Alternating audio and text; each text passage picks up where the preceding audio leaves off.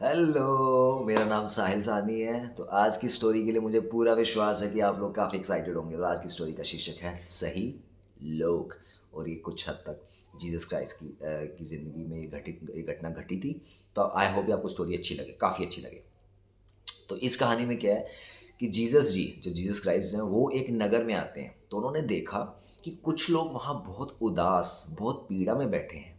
उन्होंने इतने दुखी लोग कभी नहीं देखे थे। तो उन्होंने पूछा, तुम्हें क्या हो गया है? तुम पर कौन सी विपत्ति आ पड़ी है?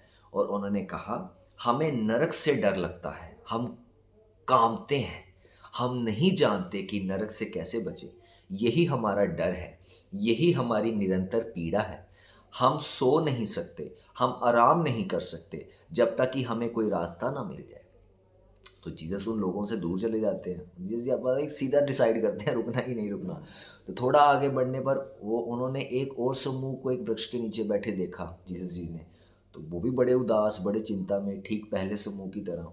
तो जीसस बहुत हैरान हुए। उन्होंने पूछा, क्या बात है?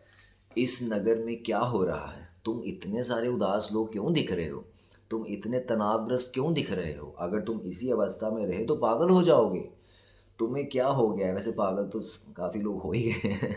तो उन्होंने कहा, हमें कुछ नहीं हुआ है, हमें डर है कि हम स्वर्ग खो देंगे। पहले वाला डर था कि नर्क से कैसे बचे, ये कहते हैं हम स्वर्ग खो देंगे, हम उसमें प्रवेश ना कर सकेंगे और हमें इसे पाना ही है, चाहे इसके लिए कोई भी कीमत चुकानी पड़े।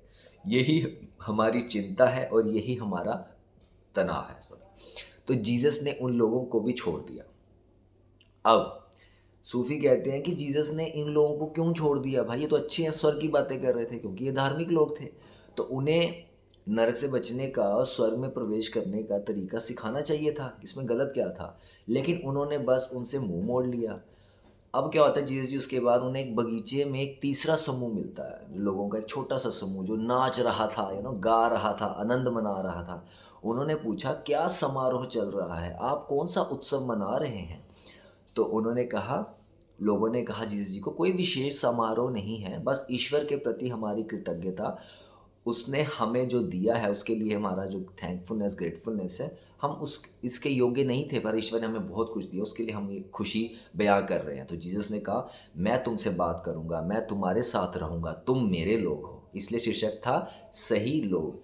तो एक बड़ी सुंदर कहानी है, कहती है कि ना तो वे लोग जो भय में जी रहे हैं और ना ही वे लोग जो लालच में जी रहे हैं, वे ईश्वर के राज्य में प्रवेश करने जा रहे हैं। ये लोग नहीं करेंगे, बल्कि वो करेंगे जो अत्यधिक आनंद, कृतज्ञता और कृतज्ञता में ही पूरी तरह से जी रहे हैं, खुश हैं। वो ही ईश्वर के साम्राज्य में जाएंगे, जिसे आप जानते हैं कि जब बाइबल आप पढ़ेंगे तो उसमें रहता है किंगडम ऑफ गॉड। तो कहते हैं वही लोग जाएंगे जो ईश्वर के प्रति मतलब ग्रेटफुल हैं। यार कितना कुछ दिया हमें, मतलब क्या चीज़ नहीं दी है? खाना खा रहे हो, छत है, मैं ज़्यादा लेक्चर नहीं दूंगा, हर चीज़ तो है, सही सलामत हो, घर वाले आसपास जिंदा हैं, और क्या चाहिए? कई बार होता है नौकरी है, शायद नहीं होगी, है ना? कोई दिक्कत नहीं है, कभी नहीं है तो फिर आ जाएगी नौकरी, चल रहा है ना सब कुछ यार, तो ईश्वर के प्रति धन्यवाद रहो। बस यही मेरा इस स्टोरी से आपको सिखाना था कि हमें ईश्वर के प्रति धन्यवाद रहना चाहिए। आई होप आपको अच्छा लगे, अच्छी लगी हो स्टोरी। और अगर लगी हो तो आपको पता है मैं क्या कहूँगा, सब्सक्राइब कीजिएगा, लाइक कीजिएगा, कमेंट कीजिएगा। मिलता हूँ अगली बार। बाय बाय, ध्यान रखिए अपना। Bye bye, take care.